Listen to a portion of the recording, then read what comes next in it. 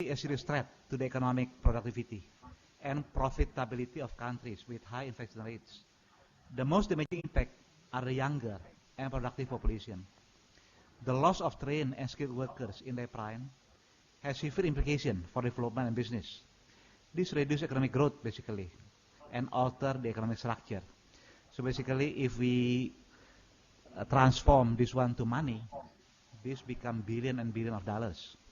So stigma, prejudice, ignorance, and discrimination cause difficulties in raising awareness of the community and people. The disease also has changed from a health issue to a development crisis. So they have problem with personnel, with skilled personnel, problem with economy, and ability of countries to improve economic conditions and social well-being is threatened basically. The scale of infection in many African countries has economic implication at household level, national budget, and also for businesses. So sustainable development is feasible if countries can tame the diseases that disempower people, to prevent the damaging of social fabric, diminishing agricultural and industrial production, undermine political, social, and economic stability, and contribute also to regional and global insecurity. So we can see now, like in Sub-Saharan Africa, there are some problem not only because of this disease, but also insecurity of the country. Increased cost of medical care also become a problem for household. Decreased ability of a family to earn income because of sickness or undertake productive and domestic work also influence the household prosperity. In Zimbabwe, UNAIDS in the year 2000 stated that the production in agriculture of household in AIDS that decreased significantly, like for maize, decrease of the output reduction by 67%, cotton 47%, vegetable also 50%, groundnuts 37%, and cattle owned by 29%. This is because they spend also for the healthcare, the cost of healthcare. Increased AIDS-related poverty. So basically, many households fall into poverty because they have to spend money for medical care, and also there is no earning basically. Rising numbers of orphan children also become a problem because so many in number, and basically taking in orphan children will add burden to the already poor household. Destroy human capital selectively because people with accumulated experiences, job skill, and knowledge basically disappear or gone. There is a threat also of worsening inequality. So basically, the poor become poorer, and this become countrywide. Standard of living falls sharply as household saving also eroded to meet the healthcare costs. Regarding the structural implication, basically the country or the company need to replace lost staff or civil servant in public service. They also lost the experienced labor, lower quality of work. So there are some problems in human resource planning of various sectors to maintain essential public services. This including also police service and military service. The need to keep economic development on track and to ensure national security become important basically. And there is also a need to mitigating gender dimension of the epidemic because the data showing that the disease affect female more than male. The private sector ability, they are also affected. So their ability to compete with large numbers of sex workers has been reduced drastically. National economy basically affected due to the illness and death of producers in diversion of resources to care. So the cost to national economy include absenteeism of the workers, laborers, replacement of workers. These are problems because to find the skilled one not easy. Reduced productivity, family pensions become increasing because of the death or retirement due to the disease, and rising costs of medical treatment also for the private company. For the healthcare system itself, the disease also debilitating because even before the epidemic, actually the healthcare system are inadequate. The epidemic creates enormous demands of the healthcare because of the disease and also the complication, straining health budgets and health insurance scheme. So the healthcare worker also suffer and die. So not only in other sector, in the health sector also, they have deficit of the healthcare workers because of the disease. The supply of available health services and hospital resources are depleted while the demand actually increases. And they are rising healthcare costs, not only for HIV/AIDS, but also to the opportunistic infections that accompany the disease. And also there are competing allocation of health budget in the public sector. That means many components of the health budget should be allocated for treatment of HIV/AIDS patients. This is the example of the direct cost. So this is medical expenditure of AIDS and non-AIDS deaths in Tanzania. If you take a look and compare expenditure on medical care for HIV/AIDS, the mean is about $70. If you compare with other disease, only 41. So that means HIV/AIDS quite expensive. Injuries only 28. Expenditure on funeral because of the special treatment for HIV patient, it costs also $44. But for other disease only $31. Injuries 38. So total expenditure basically for HIV/AIDS patient about 114, but disease only 72, and injuries only $66. Now we see the impact on the education. Basically, there are some hindrance for maintaining or achieving universal primary education. So many African countries already proclaim about universal primary education, but with this one, basically, children are forced to take care their parents or their member of the families who are sick due to HIV/AIDS. So failure to afford children's educational requirement costs also because of the parents lost their work or they cannot afford to work. Weakens the education system and decrease school attendance. This is due to the caring of the sick family member, or they have to take over domestic duties like taking care of livestock and the other things, or go to the farm. Decrease the quality of education since it's compromised by the absenteeism and mortality of affected teachers. So this is affected also teachers in the education sector and uses of less experienced teachers to replace the dead experienced teachers. So if we see the economic growth basically, in general, there are annual reduction of GDP from 2 to 4% of gross domestic product. Of course, the reduction in GDP ini in the daily living, people cannot feel it. So actually more appropriate than GDP if we look for the larger negative impact on welfare, on family welfare, and also development like children education, nutrition status of children, or health status of the family. This caused the lower investment basically in human capital because many children cannot go to school. And also this exacerbates income inequality because the poor become poorer also. So basically, member of the family with the HIV patients, they become poorer because of the spending more money for taking care of the member of family. So increase poverty. So the evidence saying that actually the epidemic has continued to spread, but not less quickly in countries where national policies have taken the AIDS epidemic seriously. So we see that those countries who are seriously manage the epidemic, they gain something, like Brazil. Brazil is famous for fighting to produce their own retroviral, antiretroviral drugs. Mexico, Senegal, Thailand. Thailand is famous for the condom promotion, and Uganda. So in those countries, basically now the epidemic becomes flattening, but in other countries it is still increasing.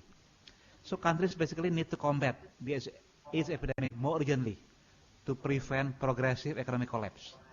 Because if this situation is maintaining like this, they will not be stand for decades or for generations.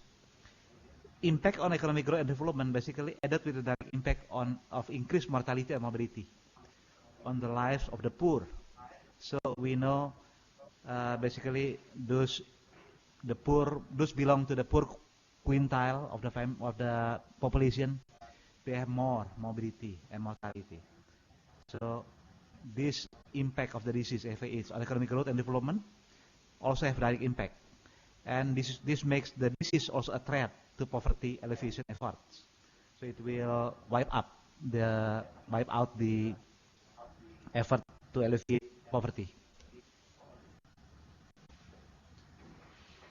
If we see like the example from Uganda HIV prevention program, basically what are they doing? So we can see that they are quite successful basically.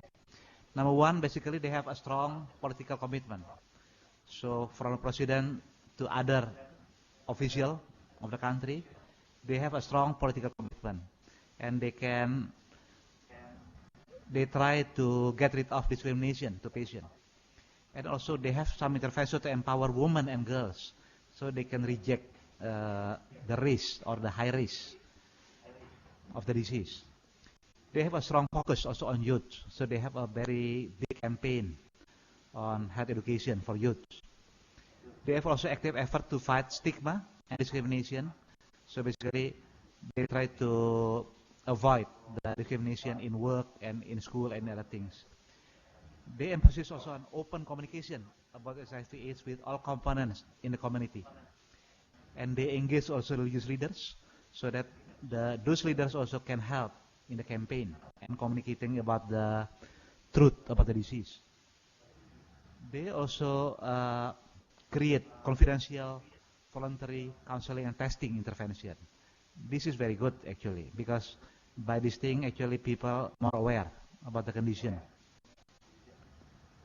And also they have some emphasis on the STI, the sexual transmitted infection control and prevention, because all studies saying that infection due to sexual transmitted diseases are very important basically in the transmission of HIV/AIDS. So basically we learn some lessons of this from these countries and also from other literature. The effective suicide program had features in common, namely high-level political leadership, active engagement of the civil society and religious leaders. So basically, we should engage actively all civil society, all private sector, all NGOs and religious leaders in the fight against HIV/AIDS. Population-based programs basically to change social norms and also promote safe behavior. So this is also a big program. Condom promotion. This is the one that in some countries they have problem in doing this. But in those countries that they are successful like Brazil and Thailand, this also create changes. Actually reduce the risks significantly. The other thing about surveillance control of STD, because many countries also not doing well in the surveillance of STD, because basically STD patients they prefer going to the private sectors, private doctors, who didn't report basically about the cases. Also programs to combat stigma and discrimination, because by doing this basically people will be more aware about the situation and about how to avoid that. And then intervention targeting key breach population, like in our country, Indonesia, basically we are targeting also those, we call it high-risk groups. But in those countries where the prevalence of the disease is very high, basically the key breach population become very, very many also. And the last one, extension of mass media, IEC. So basically we need to develop IEC that is cost effective. Now we are talking about mitigation of the impact. So basically it's not easy, this one. An effective policy framework is critical for harmonizing and focusing on the national response to the impact. So basically we need a policy framework where it's effective and can focus for the response of the impact. The comprehensive national policy on mitigation of the impact, this will provide the framework, and within this framework all stakeholders will be involved. to mitigate. So mitigation will work not only by the government, but with all shareholders or stakeholders. Existing sectoral policies need to be adjusted because one sector alone cannot do many things, and to be in line with the national policy. Like we are in Indonesia, we have National Commission for HIV/AIDS, basically. I think in many countries also, they have the same intersector commission to fight the disease. To mitigate the impact to the social economy, basically we need to engage also civil society, private sectors, because this is important for the success of the intervention. Advocacy initiatives need to be developed and also implemented to increase awareness of the disease impact. And also there is a need for comprehensive mitigation action by policymakers and also by the general population. We know that the human manpower, the manpower become very important because loss of the skilled manpower, educated manpower will affect the whole sector in the country.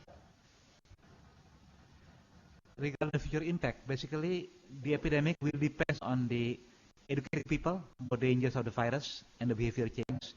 Because if we keep people uninformed about the danger of the virus, so the epidemic will keep increasing. And the people will not try to change their behavior, behavior. The second one, basically finding effective ways to prevent the virus from spreading further. So in some countries, condom will be effective, but in some countries, probably other things, like the role of the religious leaders. Discovering new medicine, also important. We know the developed countries, they work hard to find the new medicine, to control, and if possible, to cure, basically. And also to try to discover the new treatment protocol, which will be effective. Because basically, now we know that by giving antiretrovirus medicine, we can prevent, basically, in some part, the transmission, like mothers to babies, and also prolong the life of the patients. And we need to mobilize also the financial and human resources to accomplish this task. So basically, this is a huge work. And we know not only HIV/AIDS, we are working also on other emerging diseases, like the avian flu and now swine flu. So basically, 8 years ago, the General Assembly of World Health Organization declared about the commitment on HIV/AIDS. They said, basically, the global HIV/AIDS epidemic, to its devastating scale and impact, constitutes a global emergency and one of the most formidable challenges to human life and dignity, as well as to the effective enjoyment of human rights, which undermine social and economic development throughout the world and affect all levels of society, national, community, family, and individual. So basically, management of this disease will be related also to preserving the human rights. It is clear that people affected by HIV/AIDS have difficulties accessing basic services and also protecting their rights, including access to healthcare, shelter, education, food, and land rights. So not in all countries that medicine are free for them. And basically they are already poor and become poorer because of the disease. HIV/AIDS undermine development across all sectors of the country. It wipes out the whole things like the achievement of the child survival, achievement in immunization, achievement in basic services. Community organizations and local institutions need to be strengthened and empowered to be able to cope with the impact of the HIV/AIDS, including caring and provide education for orphans, because the growing number of orphans create a problem of those families who has to take care, basically the near relative of them, but also problem of their education and also of the cost of rearing them. So basically the social impact of HIV/AIDS on livelihood and social security at national level in communities, family, individual need to be assessed and quantified. We know in some communities, like in some part of our country, Indonesia, also the prevalence quite high. We know that, but we haven't assessed thoroughly about the livelihood and social security of the community. So HIV/AIDS basically will impact on education through lowering of demand for education. So basically, those children cannot go for education because they have to take care the member of families who are sick, or going to the farm, or taking care of the livestock for their own living of the family. Burden on the healthcare system due to the epidemic also increasingly obvious, and this will become growing and growing. Mobility and tourism increasing the risk of the transmission, and we know in the global situation like this, we cannot prevent mobility and tourism. Despite the low impact at macroeconomic level, a strong political commitment to fight against the disease is crucial, basically, in preventing the spread of the disease. Because in the long run, we could see also the impact at the macroeconomic level. So as a conclusion, we can say that the course of this epidemic is not predetermined. But in order to conquer HIV/AIDS, greater efforts and resources will be required.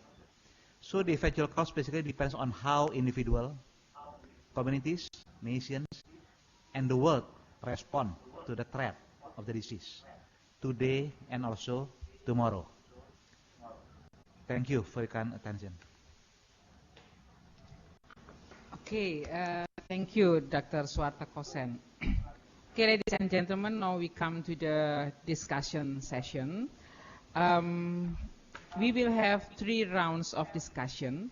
For the first round, I will call comments and questions from University of Diponegoro, University of the Philippines, and University of Sumatra Utara. For the second session, I will invite questions from University of Hasanuddin, University of Gadjah Mada, and University of Udayana. The third round, I will invite comments and questions from Kuala Lumpur, from Bangkok, and from University of Indonesia.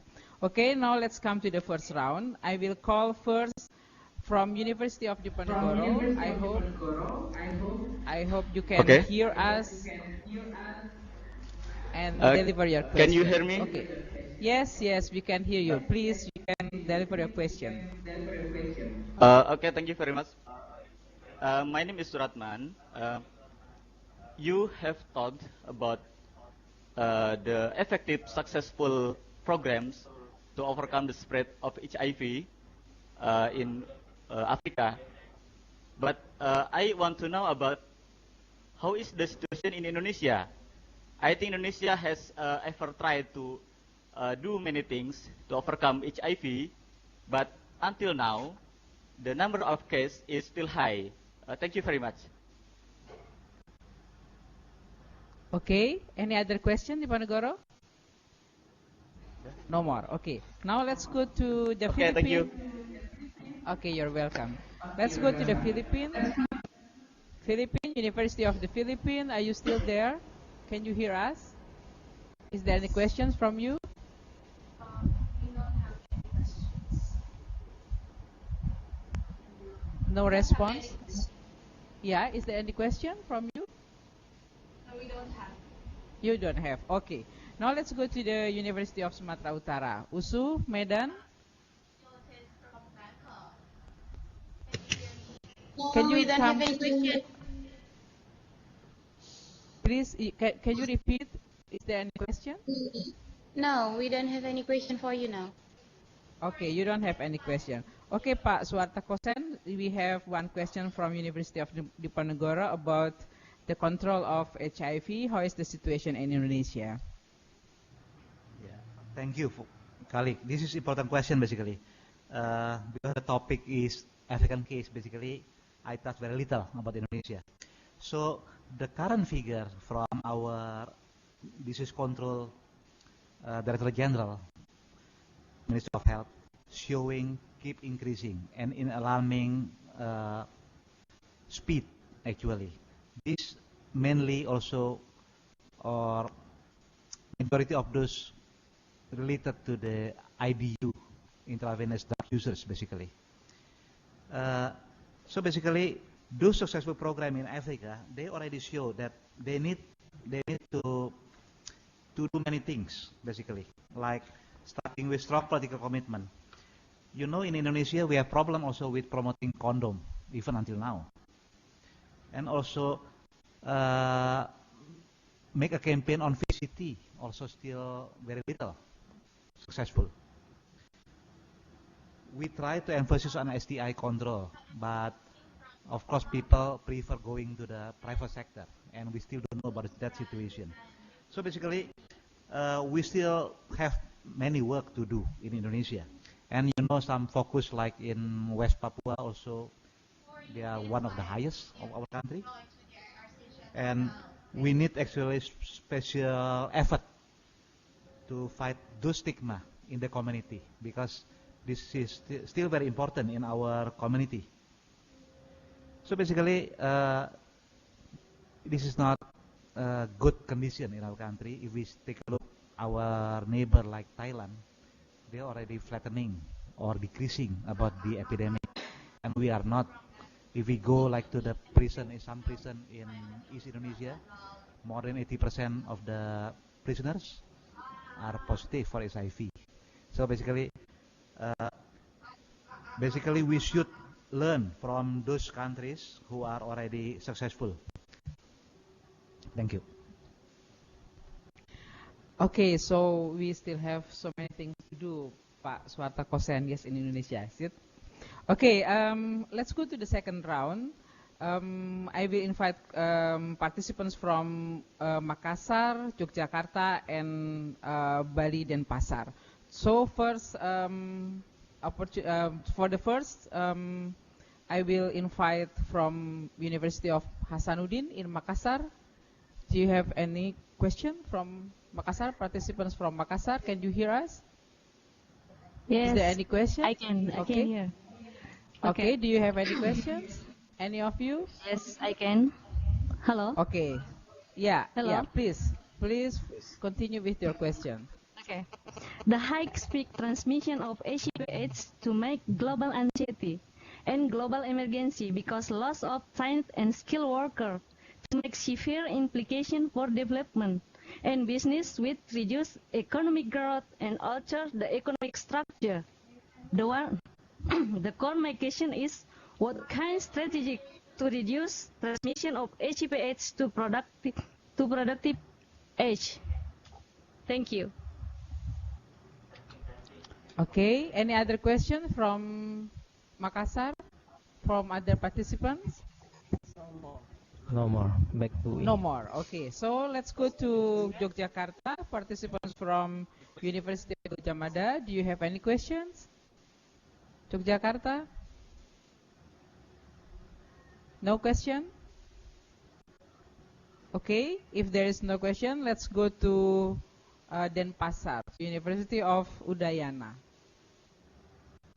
Udayana, do you still connected with us, Udayana? Do you have any questions from Udayana? We don't have question. Okay, there is no question from Udayana University. So for this round, we have one question, Mr.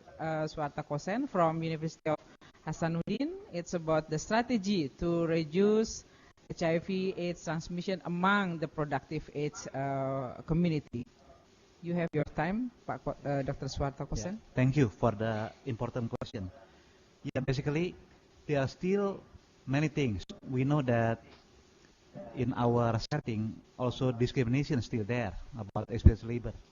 So those labor who are experienced but non-positive, basically, they are not able to continue their work. So basically, so many things like keeping the drugs for the patient. Also, we still have problem. We know that with the antiretrovirus drugs, basically, we can prolong life and maintain the health of those patients. And to keep the economic development on track, basically, we need these things. And also the need to replace the loss of work like in other countries. We will experience later on these things. So basically, so many related to the human capital. The other thing basically about the productivity of people.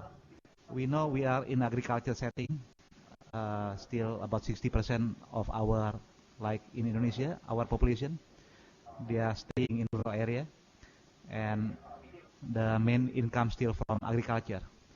So basically, if the epidemic hit them, like in some part of East Indonesia, this of course will have a burden, and they are already poor, they have to take the orphans, and they lost.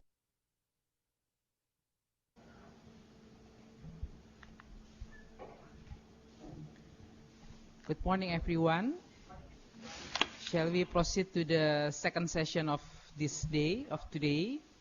Before we continue with the session, may I ask you and remind you to mute all of your microphones so that it will not interfere the communication between this station and your sites. Okay. This session we will have very distinguished person in Indonesia relating with HIV and also relating with the health economics in Indonesia. Here on my right we have Mr. Suwarta Kosen. He was graduated from medical school at the University University of Indonesia and got his master from the University of the Philippines and his doctor from the Johns Hopkins University. Dr. Suwarta Kosen has involved in so many research, and he is now working at the National Institute of Health Research and Development of the Ministry of Health, Republic of Indonesia, as the chairperson of the Scientific Research Commission. Dr. Suwarta Kosen will discuss or will deliver some information about the economic effect of HIV and AIDS for the case of Africa and some countries, and how we can mitigate the economic impact of the HIV and AIDS. Okay, let's start the lecture. Dr. Suwarta Kosen, it's your time. Thank you, Madam Chair. Good morning, everybody. So I will present about the mitigation of the economic impact of HIV/AIDS by using the case of Africa region and countries. We know that despite increased global commitment to control HIV/AIDS pandemic in the last decade, the virus continues to transmit at alarming speed. At present, it is estimated that about 65 million people have contracted the virus globally, and over 22 million people have died from HIV-related illness. In Sub-Saharan Africa and in countries such as Botswana, Swaziland, Zimbabwe, the epidemic produces illness, death, poverty, and misery in a large scale. In that region, also 57% of those infected are female, women, and girls. With only 10% of the world population in Africa, but it accounts for 66% of all HIV infection worldwide, and more than 75% of AIDS-related deaths. Besides killing people, actually, the disease also imposes heavy burden on families and communities, and also on agricultural sustainability, business, health sector, education, and national economic growth. The disease basically diminishes the capacity of African countries to maintain the previous achievement, like in child survival, in social and economic development. Across the African continent, HIV/AIDS manifests itself as an immediate crisis and also as a systemic condition. A crisis because of the high speed of transmission. Infection rates have increased from 4 to 20% or more among adult population in a decade. Systemic condition since it impacts heavily on the prime age adults, in the productive age of the adults. With HIV seropositive level reaching 35% or more in some countries like Botswana, Zimbabwe, Swaziland, The condition urged the national government actually to focus not only on the crisis condition, but also to focus on the systemic characteristic of the epidemic. The disease is already having a devastating impact on the communities. This devastating impact demographically has resulted in loss of life and also loss of population. The UN in 2002, after incorporating the effects of HIV/AIDS for the 53 hardest hit countries, these are the countries where 90% of the adults living with HIV.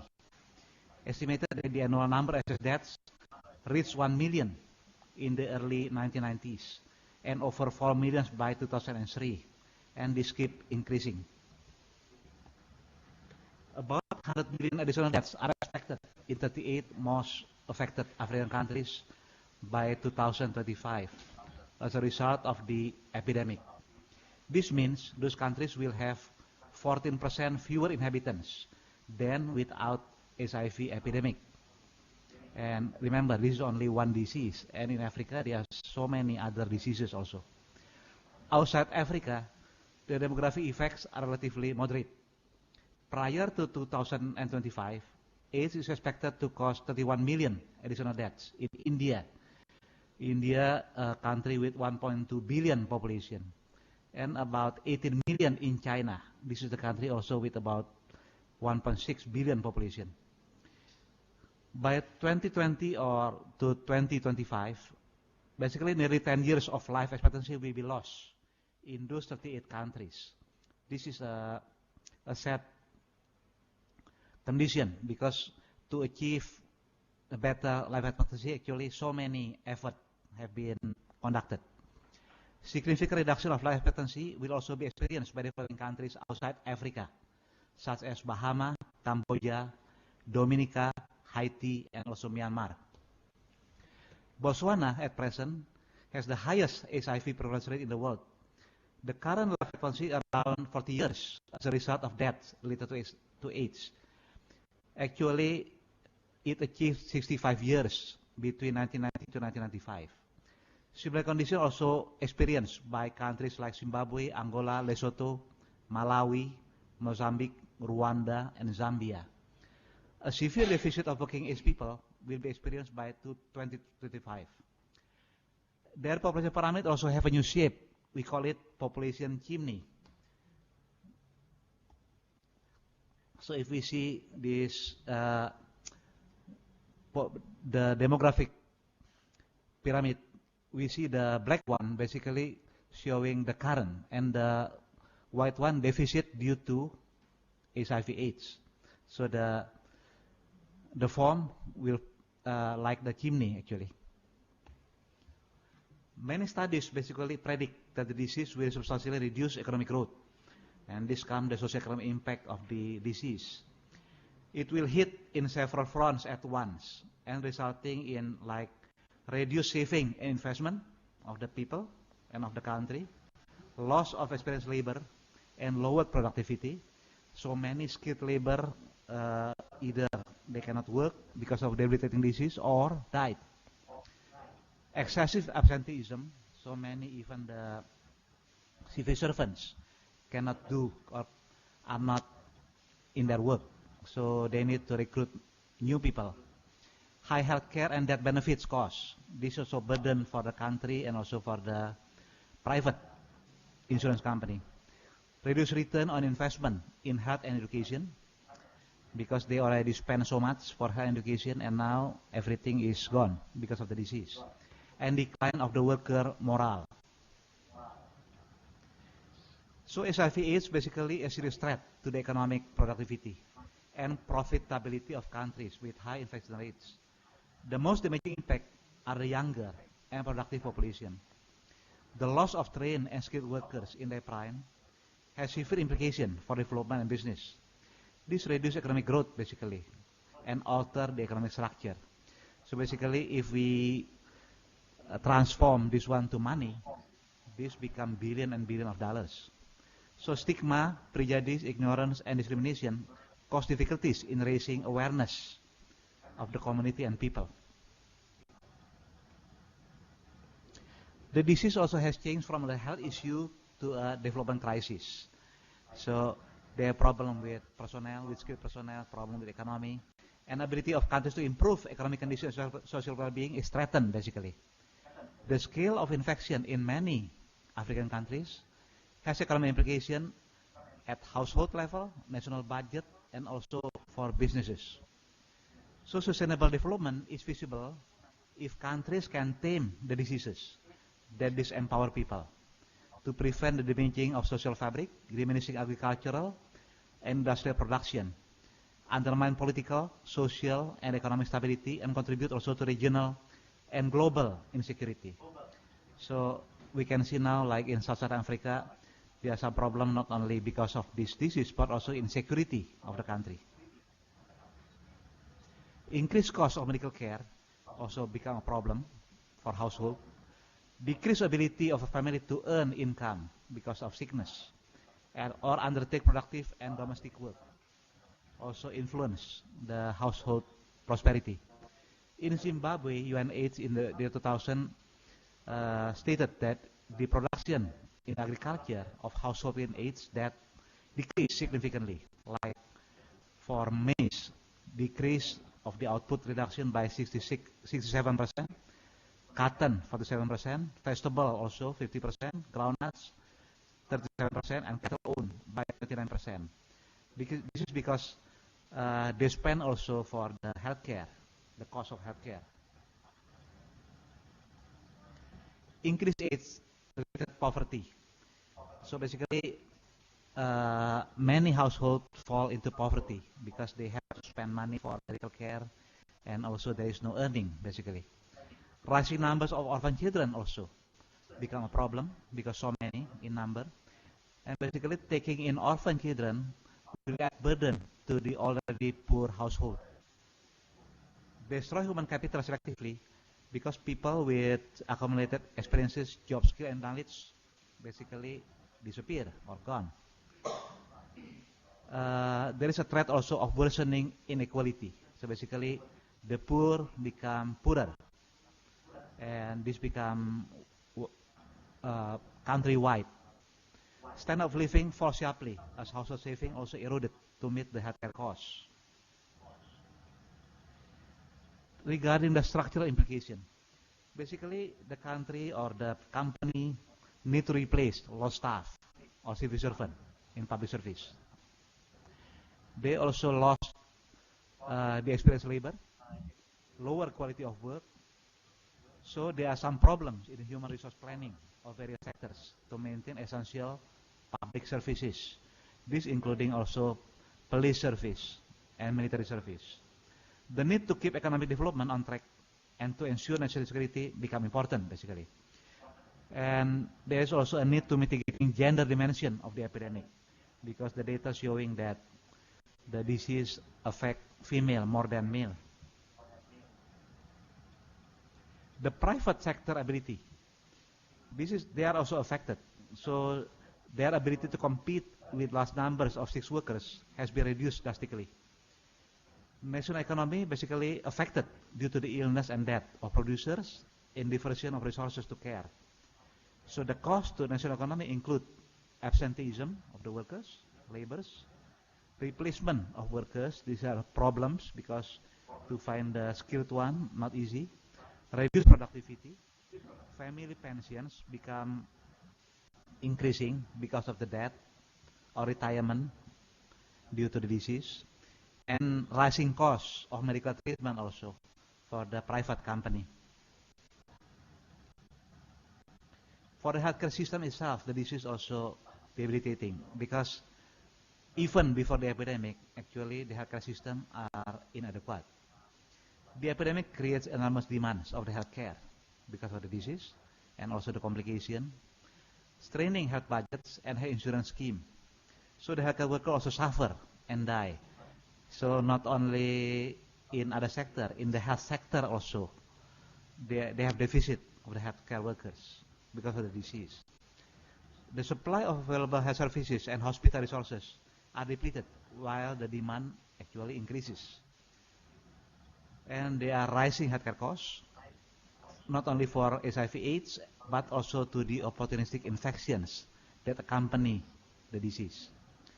And also there are competing allocation of health budget in the public sector. That means many components of the health budget should be allocated for treatment of HIV/AIDS patients. This is the example of the direct cost. So this is medical expenditure of AIDS and non-AIDS deaths in Tanzania. If you take a look and compare expenditure on medical care for HIV/AIDS, the mean is about $70. If you compare with other diseases, only 41. So that means HIV/AIDS quite expensive. Injuries only 28. Expenditure on funeral because of the special treatment for HIV patient, it costs also $44. But for other disease only $31. Injuries 38. So total expenditure basically for HIV patient about 114, but disease only 72, and injuries only $66. Now we see the impact on the education. Basically, there are some hindrance for maintaining or achieving universal primary education. So many African countries already proclaim about universal primary education, but with this one, basically, children are forced to take care their parents or their member of the families who are sick due to HIV/AIDS. So failure to afford children's educational requirement costs also because of the parents lost their work or they cannot afford to work. Weakens the education system and decrease school attendance. This is due to the caring of the sick family member, or they have to take over domestic duties like taking care of livestock and the other things, or go to the farm. Decrease the quality of education since it's compromised by the absenteeism and mortality of affected teachers. So this is affected also teachers in the education sector and uses of less experienced teachers to replace the dead experienced teachers. So if we see the economic growth basically, in general, there are annual reduction of GDP from 2 to 4% of gross domestic product. Of course, the reduction in GDP ini in the daily living, people cannot feel it. So actually more appropriate than GDP if we look for the larger negative impact on welfare, on family welfare, and also development like children education, nutrition status of children, or health status of the family. This caused the lower investment basically in human capital because many children cannot go to school. And also this exacerbate income inequality because the poor become poorer also. So basically, member of the family with the HIV patients, they become poorer because of the spending more money for taking care of the member of the family. So increase poverty. So the evidence saying that actually the epidemic has continued to spread, but much less quickly in countries where national policies have taken the AIDS epidemic seriously. So we see that those countries who are seriously manage the epidemic, they gain something, like Brazil. Brazil is famous for fighting to produce their own retroviral, antiretroviral drugs. Mexico, Senegal, Thailand. Thailand is famous for the condom promotion, and Uganda. So in those countries, basically now the epidemic become flattening, but in other countries it is still increasing. So countries basically need to combat the AIDS epidemic more urgently to prevent progressive economic collapse. Because if this situation is maintaining like this, they will not be stand for decades or for generations. Impact on economic growth and development basically added with the direct impact of increased mortality and morbidity on the lives of the poor. So we know basically those belong to the poor quintile of the population. They have more morbidity and mortality. So this impact of the disease HIV/AIDS on economic growth and development also have direct impact, and this makes the disease also a threat to poverty alleviation efforts. So it will wipe out the effort to alleviate poverty. If we see like the example from Uganda HIV prevention program, basically what are they doing? So we consider they are quite successful basically. Number one, basically they have a strong political commitment. So from the president to other official of the country, they have a strong political commitment, and they try to get rid of discrimination to patients. And also they have some intervention to empower women and girls, so they can reject the risk or the high risk of the disease. They have a strong focus also on youth, so they have a very big campaign on health education for youth. They have also active effort to fight stigma and discrimination. So basically, they try to avoid the discrimination in work and in school and other things.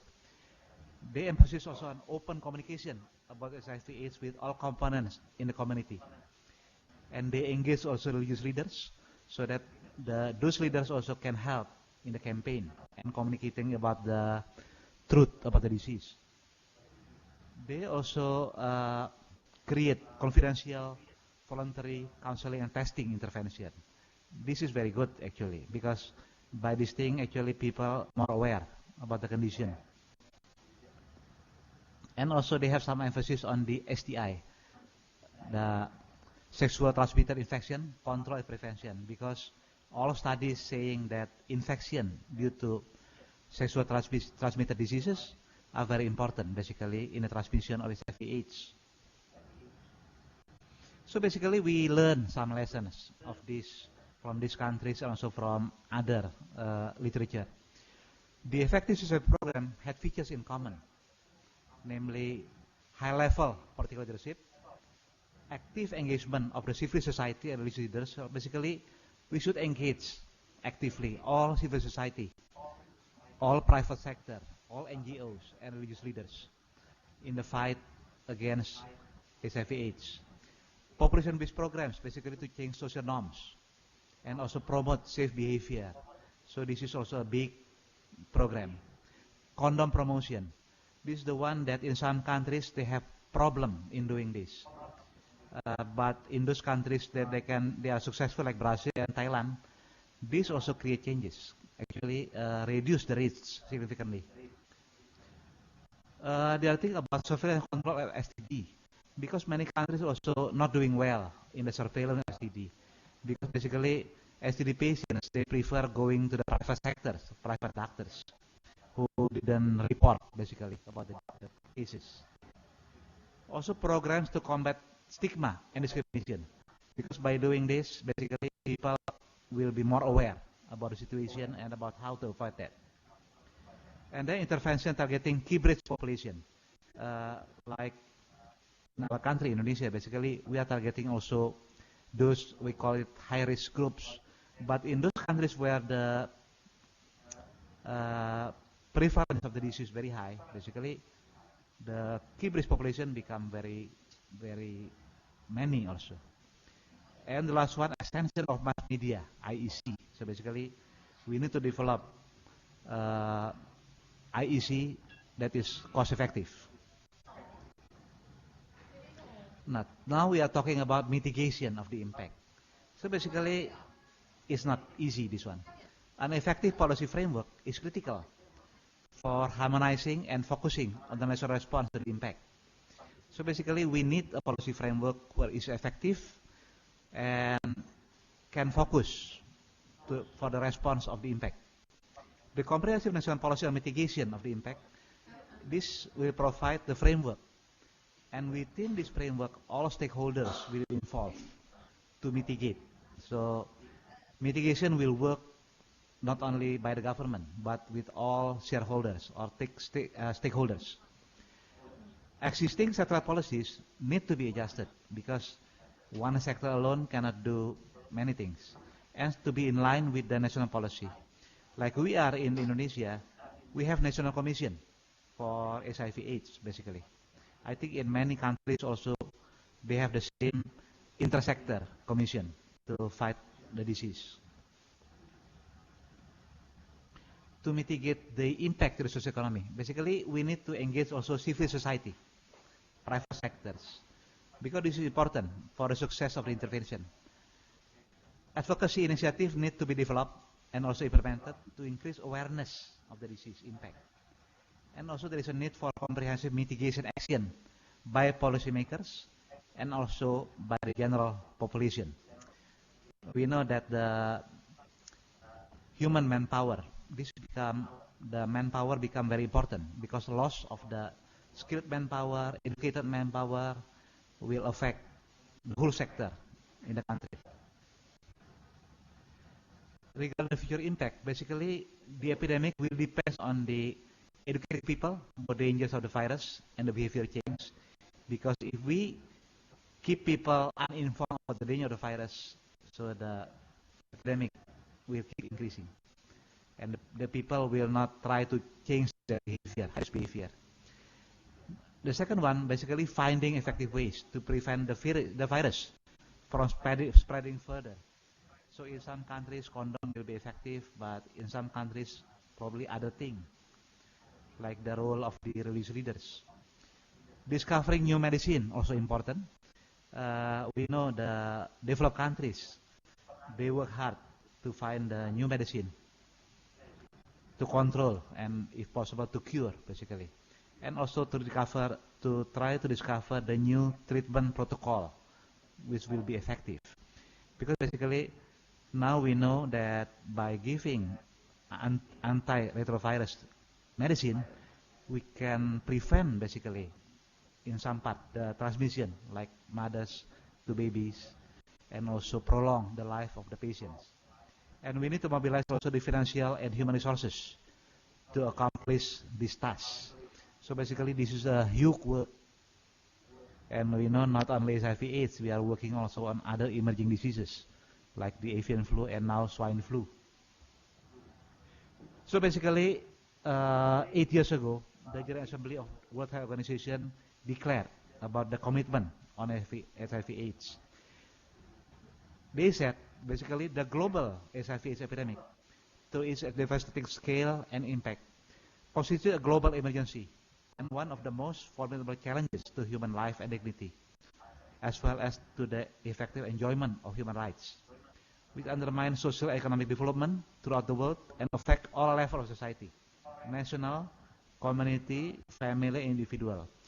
So basically, management of this disease will be related also to preserving the human rights. It is clear that people affected by HIV/AIDS have difficulties accessing basic services and also protecting their rights, including access to healthcare, shelter, education, food, and land rights. So not in all countries that medicine are free for them. And basically they are already poor and become poorer because of the disease. HIV/AIDS undermine development across all sectors of the country. It wipes up the whole things like the achievement of the child survival, achievement in immunization, achievement in basic services. Community organizations and local institutions need to be strengthened and empowered to be able to cope with the impact of the HIV/AIDS, including caring and provide education for orphans, because the growing number of orphans create a problem of those families who has to take care, basically the near relative of them, but also problem of the education and also of the cost of rearing them. So basically the social-economic impact of HIV/AIDS on livelihood and social security at a national level in communities, family, individual need to be assessed and quantified. We know in some communities, like in some part of our country, Indonesia, also the prevalence is quite high. We know that, but we haven't assessed thoroughly about the livelihood and social security of the community. So HIV/AIDS basically will impact on education through lowering of demand for education. So basically those children cannot go for education because they have to take care the member of families who are sick, or going to the farm, or taking care of the livestock for their own living of the family. Burden on the healthcare system due to the epidemic also increasingly obvious, and this will become growing and growing. Mobility and tourism increasing the risk of the transmission. And we know in the global situation like this, we cannot prevent mobility and tourism. Despite the low impact at macroeconomic level, a strong political commitment to fight against the disease is crucial, basically, in preventing the spread of the disease. Because in the long run, we could see also the impact at the macroeconomic level. So as a conclusion, we can say that the course of this epidemic is not predetermined. But in order to conquer HIV/AIDS, greater efforts and resources will be required.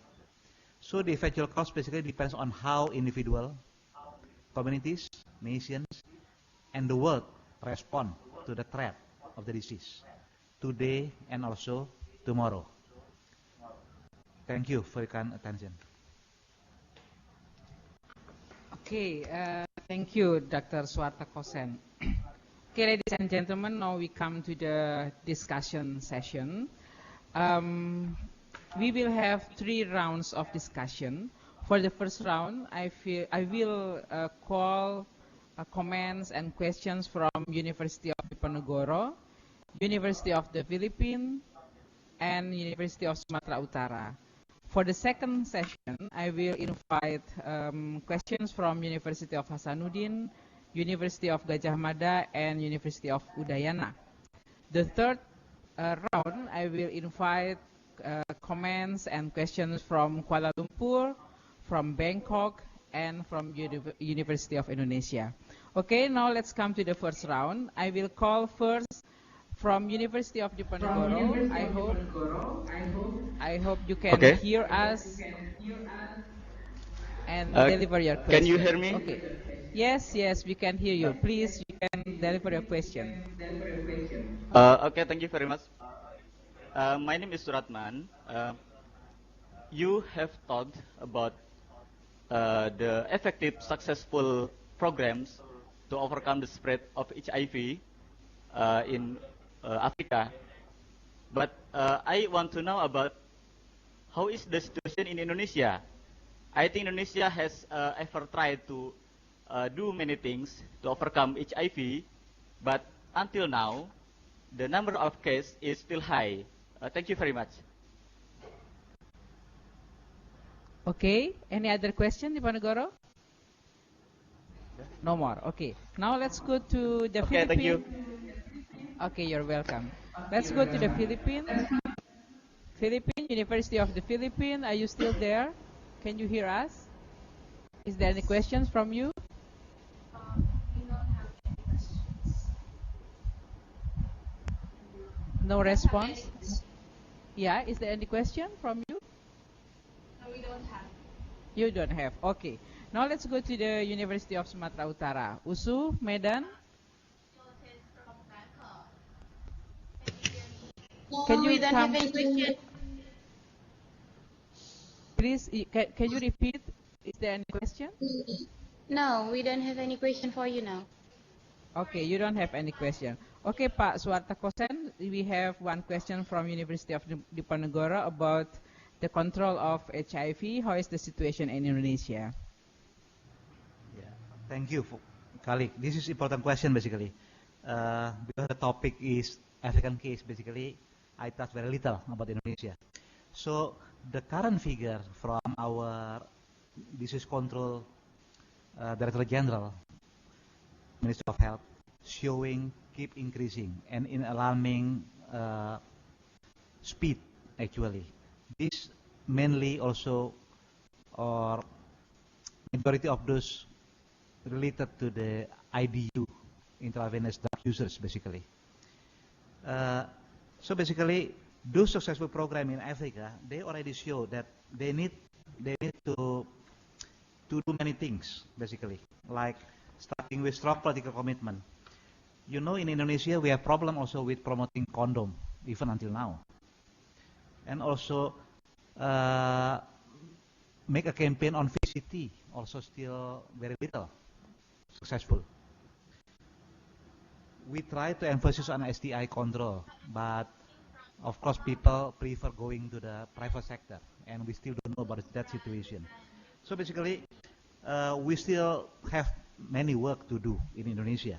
And you know, some focus like in West Papua also, they are one of the highest of our country.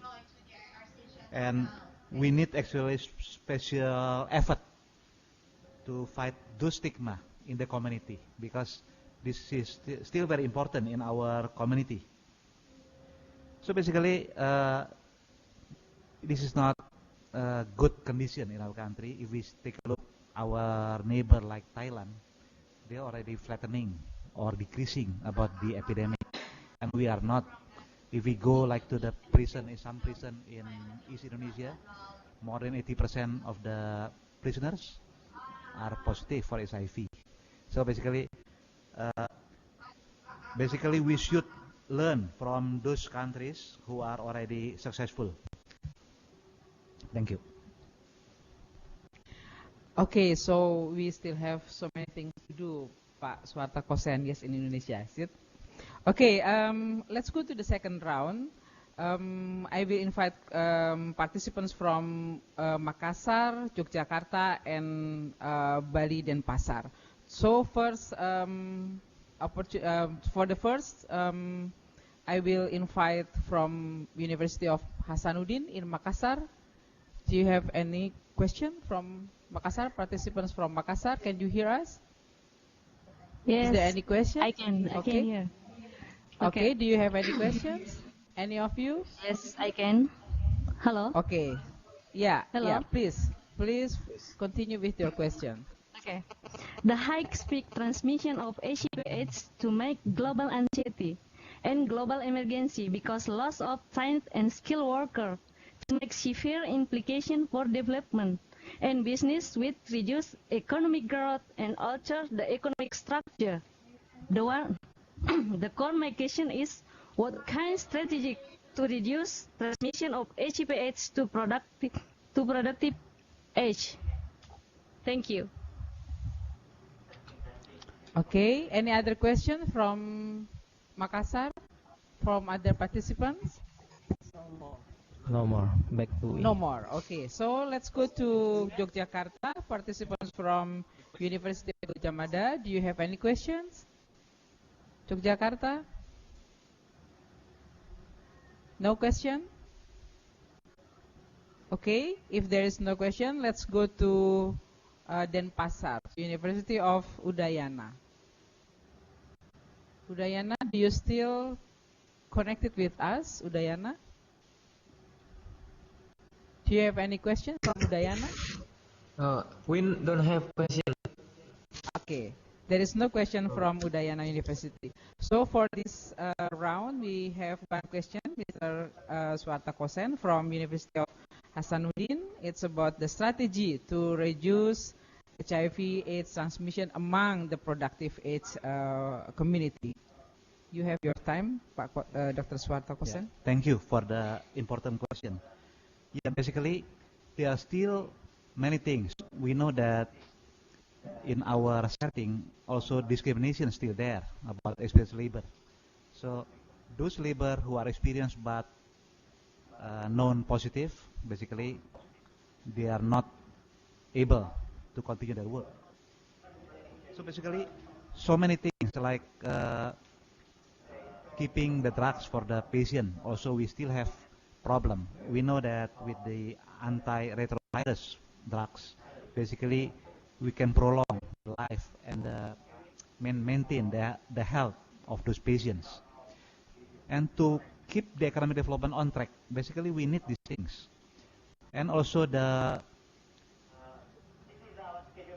need to replace the loss of work like in other countries. We will experience later on these things. So basically, so many related to the human capital. The other thing basically about the productivity of people. We know we are in agriculture setting, still about 60% of our, like in Indonesia, our population, they are staying in rural area, and the main income still from agriculture. So basically, if the epidemic hit them, like in some part of East Indonesia, this of course will have a burden, and they are already poor. They have to take the orphans, and they lost.